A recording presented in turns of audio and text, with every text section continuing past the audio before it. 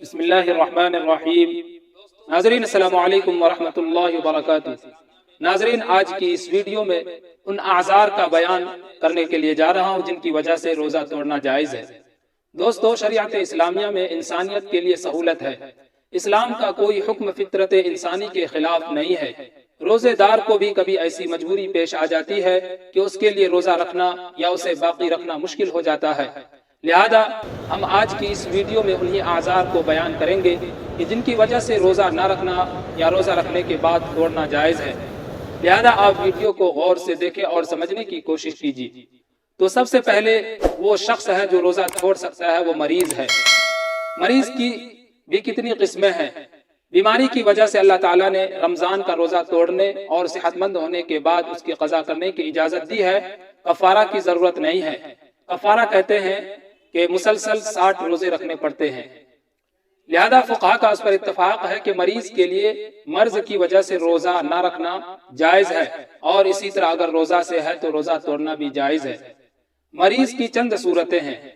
پہلے سے مریض ہو اور روزہ رکھنے کی وجہ سے ہلاک ہو جانے یا کسی عضو کے ضائع ہو جانے کا اندیشہ ہو۔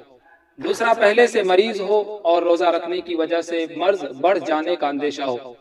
تیسرا، پہلے سے مریض ہو، روزہ رکھنے کی وجہ سے مرض میں اضافہ کا اندیشہ نہ ہو لیکن خطرہ ہو کہ یہ صحت میں تاخیر اور بیماری میں طول کا باعث ہوگا۔ چوتھا، ابھی بیمار نہ ہو لیکن معتبر اور دیانتدار ماہر مسلمان ڈاکٹر کی رائے ہو کہ روزہ رکھا گیا تو یہ شخص مریض ہو جائے گا۔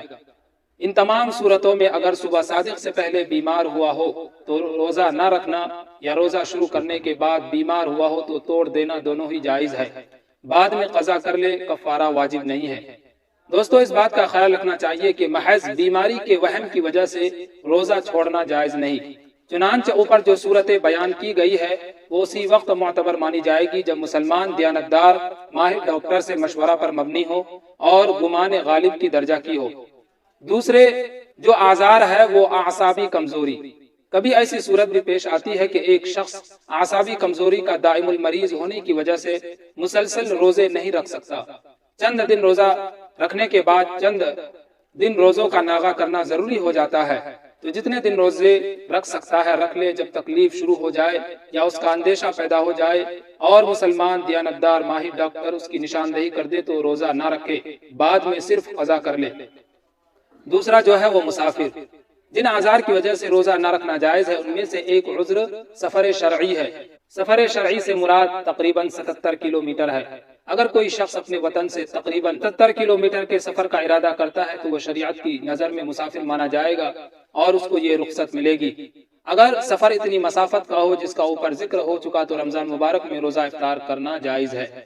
سفر کی وجہ سے روزے سے افطار کے جائز ہونے کے سلسلے میں مندرجہ ذیل تفصیل ہے، لہذا آپ اس کو غور سے دیکھیں اور سمجھنے کی کوشش کیجیے۔ پہلا یہ ہے کہ اگر صبح ہونے کے بعد سفر شروع کیا تو اس دن روزہ رکھنا واجب ہے۔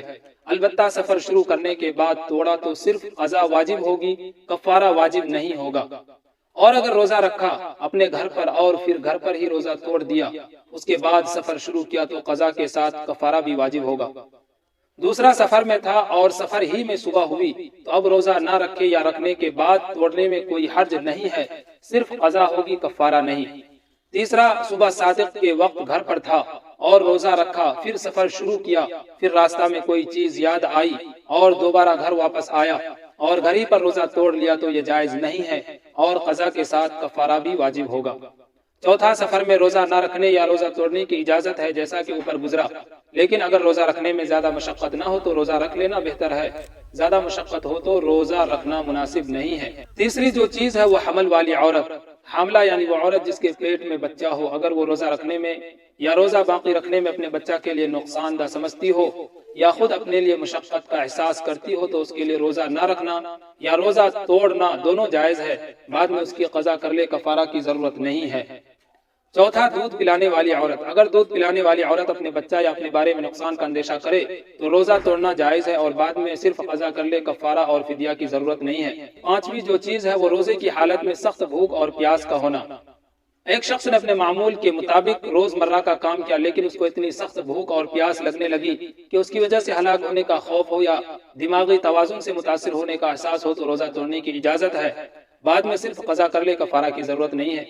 لیکن اگر اس نے جان بوجھ کر زیادہ کام کیا جس کی وجہ سے یہ حالت ہو گئی اور روزہ توڑ دیا تو قضا کے ساتھ کفارہ بھی واجب ہوگا۔